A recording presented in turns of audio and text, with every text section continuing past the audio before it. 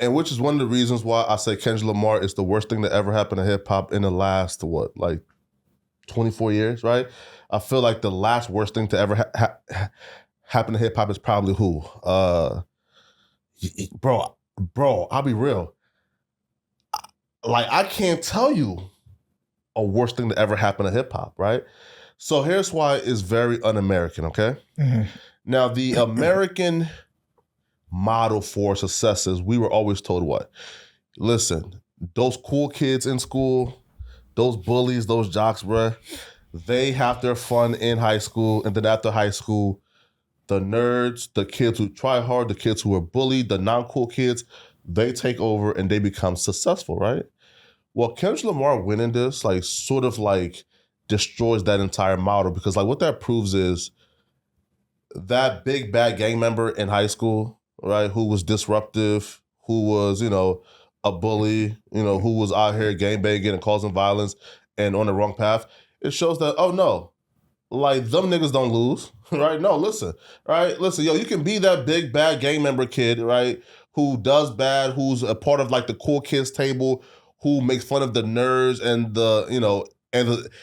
the pariahs, and then you can leave that, right?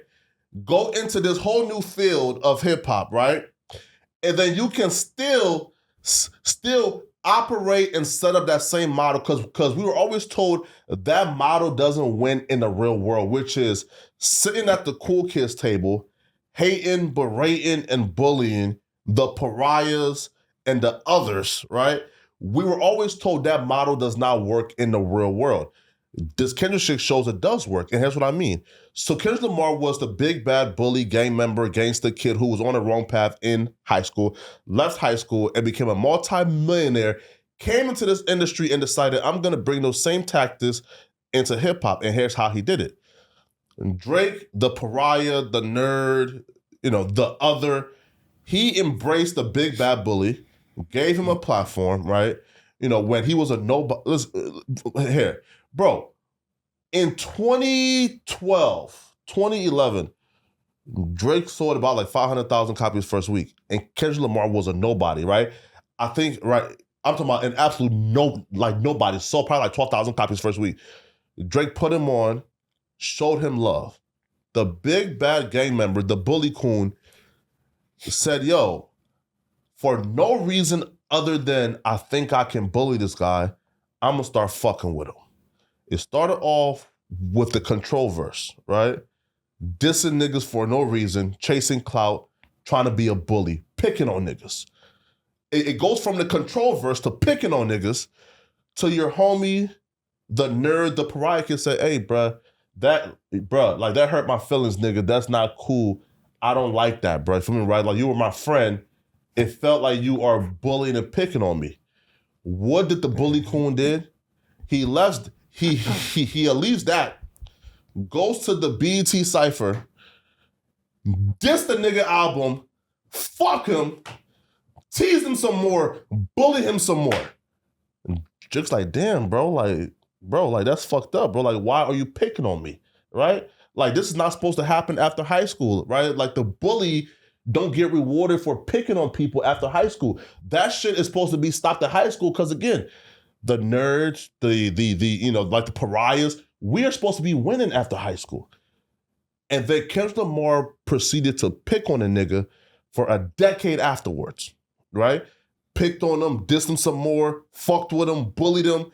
And then in 2024, the final showdown happened. And the American model is what? The pariah finally sticks up to the bully, and he punches him in his mouth, and the bully falls, and the pariah and wins the fight and realizes that he's powerful and more stronger than he thought he was, and he can finally stick up to the bully. But in this Kendrick Lamar shit, the bully won, right? He picked on Drake for a decade, hated on Drake, and then he provoked this new fight with Drake, and then he won the fight, won the beef, won a battle, and showed a million kids, bruh, that you can win in life being the bully COON. Now, I'm saying is this, right? One, do you feel like that's cool? Being the big bad bully from high school to adulthood. Do you think that's a good message to send to these kids? You know what's so crazy about what you just said? Let me start slow. Mm-hmm. This Kendrick battle, I thought about few people, and one of those people including you, right? Mm-hmm. The reason why I thought about you more so recently is because of the Watch the Party Die, the record that Kendrick put out. Sure. Kendrick was talking about messaging that I believe you've been talking about. Okay.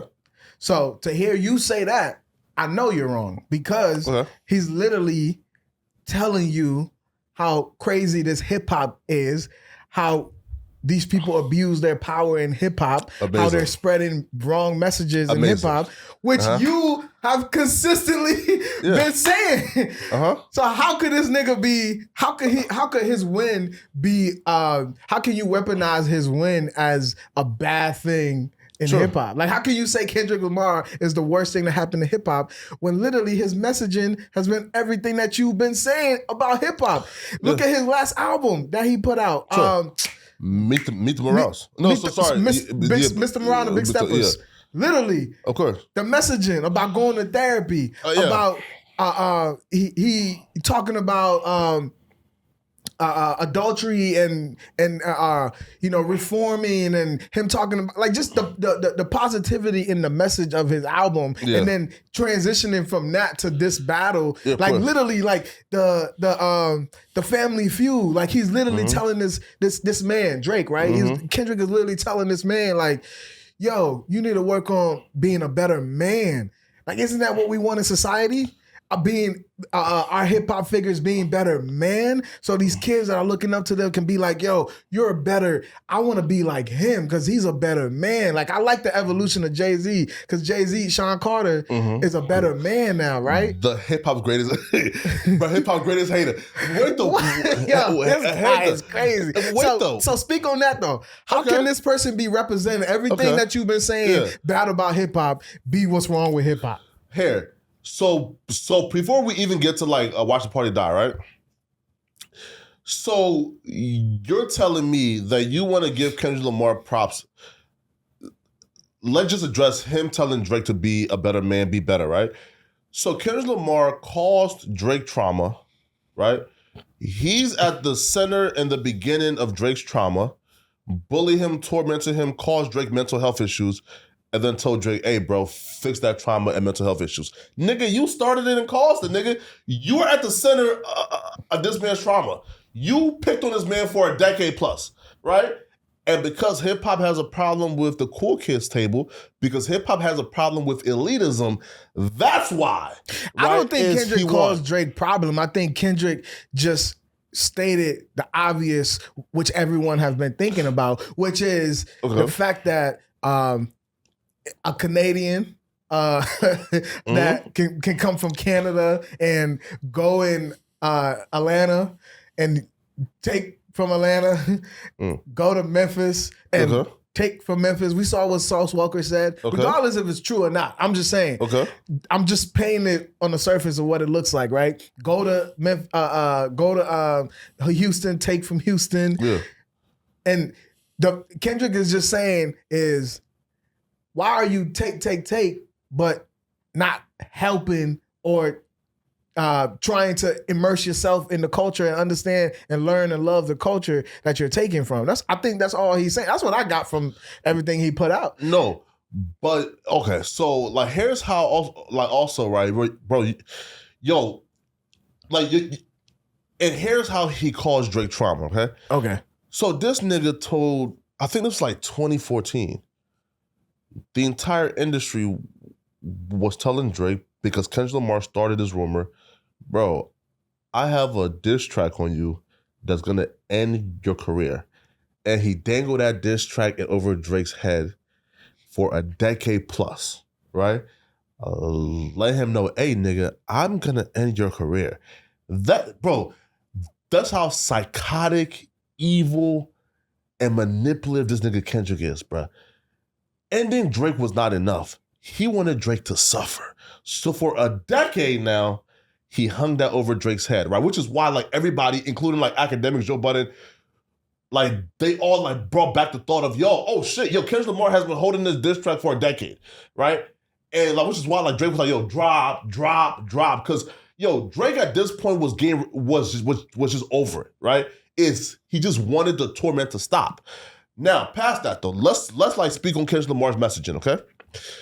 Now, so first off though, him stealing like my flow word for word and stole my flow and Charleston White flow, but then somehow giving all the credit and shouting out D1 instead. I feel like, that, right? Like, I mean, D1 has been pushing that message. No. Listen, bro. I podcast with like Kendrick Lamar's best friends routinely, right? With that same messaging, right? So he knows where, and he knows where that came from, right? If he knows who bar for bar he stole it from, right? He knows the nigga that he got that from, but he chose to give it to D1. Hey, listen, I'm not hating, right? As long as it's out there, we're going to celebrate the brother D1's win. Now, here's where I say, nigga, that's not enough, right? And he's still a bully coon. Now, for those who don't know, a bully coon is who we consider, a street dude who fights, inflict harm, violence on other black men, but don't have that smoke for those like white folks, right?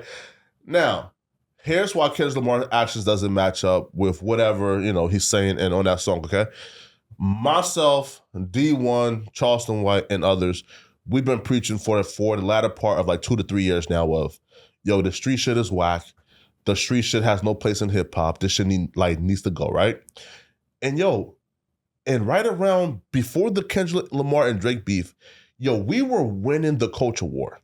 You can't tell me that my voice, D1 voice, Charleston White voice, was not changing the tide of the culture. Even the fans now was starting to think, man, bro, like that street shit ain't cool, bro. Bro, like these niggas is corny. Because we were helping to shift the tide of the culture war. And right when we were about to shift the tide of the culture war, right, which is why I say, he's anti-Christ as well. Because right when we were about to shift the tide of the culture war, right when the shift from the gangster street shit to this shit ain't cool no more, this shit is whack and it's foul, Kendrick Lamar dropped Not Like Us and had 5-year-olds Crip and blood walking now, right? He dropped a song, the biggest song on the planet now, where now kids were Crip walking and blood walking to that song. Now kids, 5-year-olds now, is thinking that Crip and blood walking is cool, that gang banging is fashionable now, all because of Kendrick Lamar. So if that man made it cool again to gang bang, made it cool again for 5-year-olds to think that gang banging and being a Crip and blood is cool again, making it fashionable for 5-year-olds to blood walk, because what can happen is this. In about 5 years, when that 5-year-old is 10 years old, and he been blood walking and Crip walking for 5 years, he's not realized, what is this? How do I join? Oh my God, I'm trying to be a you gotta slow down, because you gotta explain to me how a song about colonizing, if I'm saying that word right. Yeah. A song about what's that word? I I'm African too, so it's certain words I can't say. Wait. Where you from? I'm West African. I'm Liberian, man. Bullshit. What? This guy's you lying. I'm Liberian. Nigga, that's why we clicked, nigga. We both Liberian. You lying, bro. That's literally the reason why we connected, because we were both Liberian. you wait, huh? Yes, nigga. You ain't tell me that though. I did. Did you read your messages? When we first started DMing each other, yes. I was like, yo, you Liberian, I'm Liberian, yeah. You never told me that. No, I didn't say Liberian, I said African. I was like, yo, you African, I'm African, yeah. That's crazy, because I saw some Ghanaian. Nah, I ain't Ghanaian. Nah, hell no. Don't put that on me. You're full Liberian. Liberian, man, to the core. Fully. Man, my family, my mom is Were you born there? Yeah, I was born in Monrovia, bro. Came here. Really? Yeah, came here. You capping. I swear to God. I would call my mom, but I don't want to do that. That's hot. Bro, listen. I'm 100% Liberian. All right, listen. Yo. All right, yo, if I knew that you were Liberian, listen, we would have been so much closer. This guy is we have been best friends by now, man. Yo, this guy is crazy. I mean, listen, yo, I mean for real. Yo. See, I'm gonna tell y'all right now. Some people don't like uplifting their own, man. I've been a Liberian content creator, interviewer, trying to get in contact with this man. He was throwing me to the shade because he thought, oh, you was Ghanaian, you was this, and now he found out I'm Liberian. Now it's let me uplift. Yeah. Hey, listen, but we best friends now. All right, you feel me? I've been, listen, all right, listen, right, look, right. I'm a Liberian trying to make my way. Look, right, listen, right, look, right. Ain't too many of us. Listen, all right, look. I'm listen, when I go home, right, cause like I don't have the phone with me. I have another number, all right? It's for the non-content creators family number, right? You have that number, man. Look, listen, man. Yo, bro. Listen, if I knew that you were Liberian, bro, I wouldn't have given you the content creator number, man. Right? This man is a fake ass man. But I respect it. I respect it. It's his boundary. It's boundary. You feel me? I see why. Whenever I text Flakko, this nigga don't respond back to me. Now I get it. Hey, listen, this number here, listen, it stays on D&D. I know, because every time I text you, it says D&D. It says it shows you it's on D&D. When the number's on D&D, it shows you it's on D&D. See, right? It shows you it's on D&D. You see, right? See, right? It stays on D&D. But now you Liberian. Oh, listen, bro. You gonna get the real number, this right? Guy is crazy. We will be locked in for life, bro. If I would have knew that, listen, bro. I would assume like if you're talking to another Liberian, like the first thing you lead with, oh, bro, I'm Liberian too. I mean, see me, it's like I like people to fuck with me based off the work, but also nepotism is cool too. Yeah, right. No, right, and like also too, like as a content creator. Bro, listen, bro. Like we never fuck with each other and off the work because we don't have time to watch the work. Meaning this, right? Yeah. Right. Yeah.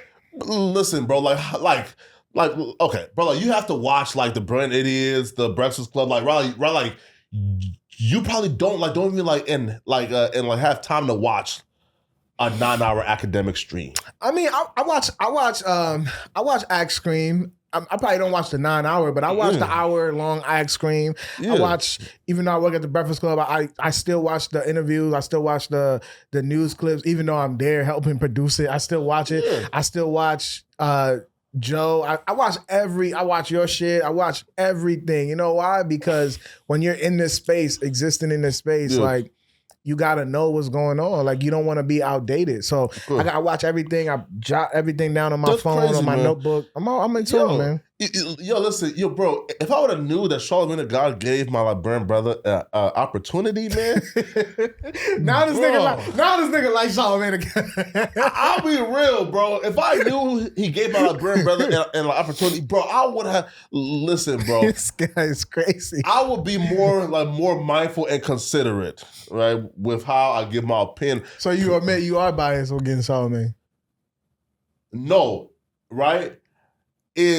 I'm not biased right now because, he was just a regular nigga. You feel me? He's Charlamagne, right?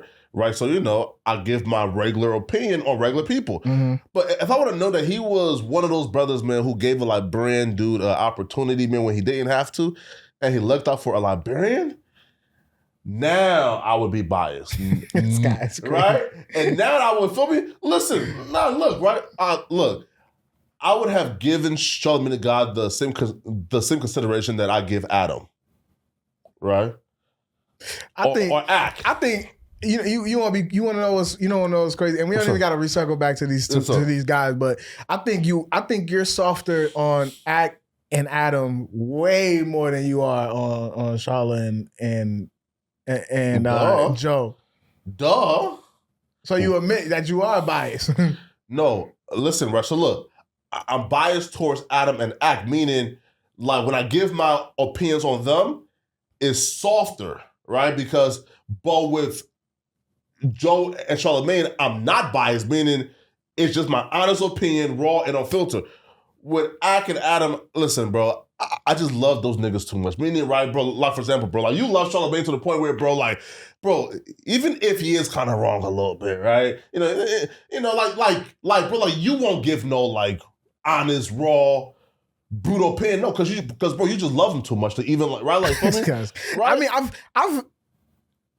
I've disagreed with things that Charlamagne have said. I've disagreed with things that Charlamagne have said. Like, of course, a lot of times, hip hop wise, I disagree with things Charlamagne have said. But for the most part, there's I don't think the criticism that people have of him, which is like this PC, like I disagree with, because I think he's still, because people are trying to act like he's watered down. I don't think he's watered down at all. I think he's more, if anything, I think he's more honest than ever because of the lane that he's in. Like, that's why people are so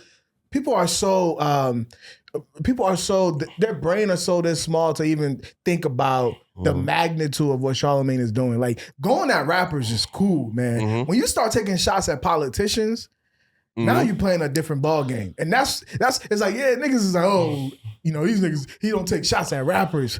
Okay. This nigga's taking shots at politicians. That's a whole different ball game right there. Look, you stepping in a whole nother league, my nigga. Now look, right? Bro, if you are in a debate with Larry Elder, right?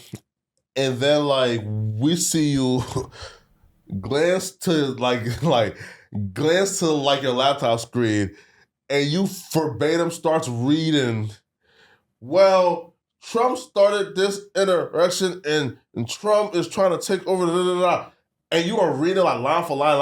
We're like, hold up now, brother. It sounds like you. I disagree with that. You are reading a script. Nah, you know why I disagree with that? Is because this thing called research, Flakko. Sure. I have my research right here talking to you. So I'm glancing at my phone. So he probably has, not probably, I know he has his own research that he do before every interview. So he's looking at his research to be accurate. Don't you want to be accurate when you say things?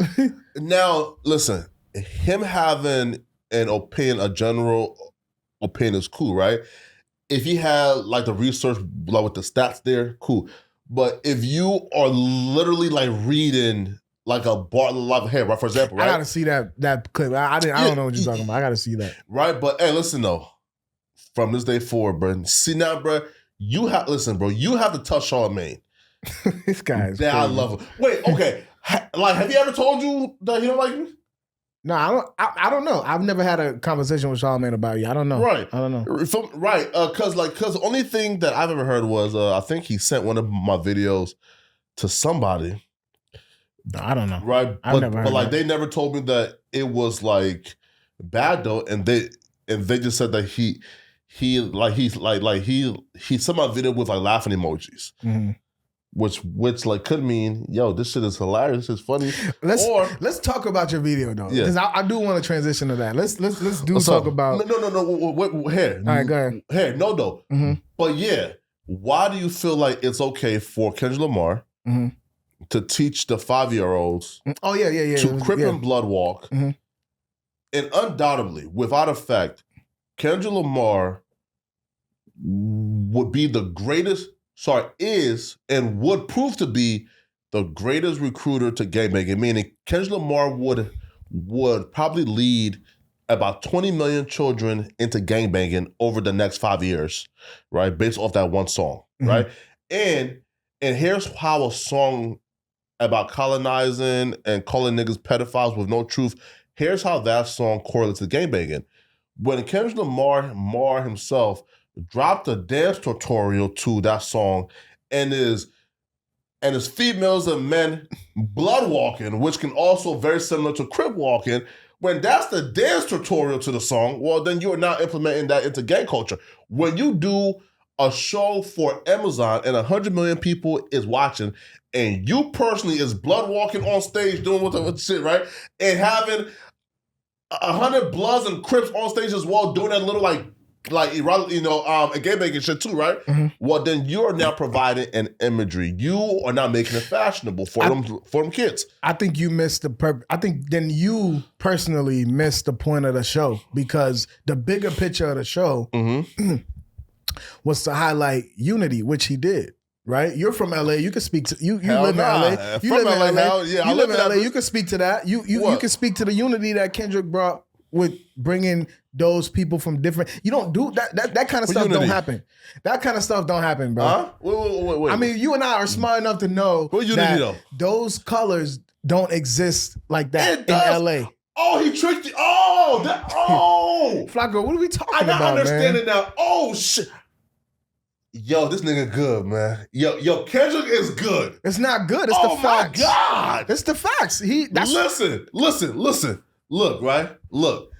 So he has brainwashed people into thinking that blue rags and red rags aren't friends, or that red rags. Man, I've been to LA. Those colors do. If you wear the wrong color in LA, now I don't want to speak on LA gang culture. Yeah. I'm not part of any gang. I'm just a regular ass nigga. Yeah. But from what I've observed, Of course. and I've been to LA, and what I've observed is in certain neighborhoods where you can't wear certain colors. Sure. Here, right? No, look, right? So look, right? For example, right? So Kendrick being able to put certain group of people on that stage sets a precedence to me. Like it holds value, and I think that's the bigger picture. It's like, yo, we moving. This is more than just a song about pedophilia. He tricked everybody, like, man. This is more than just that. Art. Bro, he's so good, yo. And like, listen, yo, just me right now, just hearing you like I was talking about it, bro. I'm like, bro, this is why Drake couldn't beat this nigga, man. He's such a mastermind. And here's how he masterminded it, right? Okay, look, right? So look, in LA, right? There's enemy gangs, right? However, like for example, if you wear, let's say, orange, right? In the 60s, right? Well, that's probably bad, right? Right, for me, because orange is Hoover and the 60s are enemies of the Hoovers, right? So what Kendrick did is he just brought various factions of gangbanging in on stage. He ain't bring no direct enemies and made them squash it and piece it up, right? Bro, these were niggas that already got along, right? Listen, there were no direct enemies on that stage, meaning, bro, Kendrick ain't bring, like Ralphie the Plug and Munchie B and on stage and made them squash it for unity. No, right, bro? As he brought niggas who were already cool, friends, collabing already, you feel me? And had them dance on stage. But Kendrick Lamar painted this into, yo, we're doing a unity for LA. Yo, bro, I'm solving the gang violence. I'm solving the gang beefs. But not one beef was solved on that stage, bro. Not one beef was solved. Nah, I can't let you say that. He didn't say I'm solving gang violence. I'm solving gang. No. The representation matters, Flakko. Like yes, it does. That's how shit changed. That's how you shift culture. But those are all friends though. That's how you shift culture. You shift culture by presenting there's a reason why fucking outrage marketing happens, right? Okay. Because they want to test the temperature. They want to see if people still care about this type of shit. Okay. Marketing works. Regardless of what you think, marketing works. Okay. Presenting on a stage like that with millions of people watching, millions of people or thousands of people in attendance is important to see that representation that those color can exist together on stage, regardless if there are guys who are deep in the streets. It could be that, yo, you have a prominent voice in LA or in that culture or in this gang, pull up. Is that possible? Can y'all make this happen? Yes, cool, you can come. But if you are in LA and from LA, then you already know that those colors can exist because people are friends and on that stage. I mean it, right? Like, it doesn't matter if you're a Crip or you're blood. Listen, right? I mean, we don't know that though. No. See, look, right? Look, it's the people who are outside of LA, I guess, will somewhat like confused, but bro, listen, right? So look. Is there's Crips, for example, right? There are Crip factions, right? Who hate each other more than like here, right? It is a fact that the beefing happens within the flag than cross the path, meaning this, right? Crips beef with Crips more than Crips beef with blood, right? Mm-hmm. And the people on stage were not direct enemies, right? So if you're in LA, then you know, bro, like you ain't do nothing, nigga. Like blood members being on stage with Crip members, bro, does nothing, right? Right? Like, you know, like it's a normal thing, like to see a blood member and back on Fig doing content, right? It's a normal thing to see CEO Wacko on Community doing, right? Like Crips and Bloods live in LA and they're in harmony all the time. There's neighborhoods who are beefing with each other. Now, if he really wanted to do something and show unity, bring those neighborhoods that are beefing with each other and have them raise up a flag and dance together, right? But he didn't do that. So what he did was, though, and he did the safest PR mastermind and manipulation ever by bringing random gang members on stage and having art think, oh my God, Kendrick Lamar shows that this can coexist. Nigga, we been knew this. Niggas wasn't beefing, right? They're all friends and cool. But Kendrick Lamar, bro, you see, yo, and this is why, yo, as a Drake fan, bro, before this battle happened, I said, yo, Drake about to watch Kendrick because Drake is just too crafty, too smart, too manipulative. Not knowing that Kendrick Lamar was the Antichrist himself. Because the shit that he's pulling off on you niggas, man, is crazy. Because how do you... Who is you niggas? Listen, right? What shit? The truth? Bro, listen, no, right, no, look, right now, he convinced the masses who's probably not from LA. No, right, because look, because, bro, he convinced the masses, right? The 100 million people watching that Amazon stream, bro, he convinced them that he was the rap West Coast savior and brought gangs together to show unity. Nigga, no, those gangs were already united. He ain't do a goddamn thing but bring up his own homies and having them dance on stage. All right, let's stop here for a second. See, I don't agree with Flakko undermining all that Kendrick Lamar accomplished in LA on June 19, 2024. I read an article titled, and I quote, "A historic Juneteenth, Kendrick Lamar unites West Coast rival gangs in One West movement," end quote. This article is written by a woman named Daisy Thomas, and Daisy used her voice to highlight something that I want you all and Flakko to focus on, and that is what Kendrick Lamar did was show the world a moment of unity and hope. Selfishly too, by the way, because in one of the biggest moments of his career, not only did Kendrick Lamar uplift local talents from LA, he uplifted DJs from LA as well. And more importantly, he strived to make unity and progress on the thing that has strained the black communities in LA for decades. And that thing is gang rivalries. Do we still want to witness our loved ones being incarcerated? Are we okay with our communities being torn apart? Black men, women,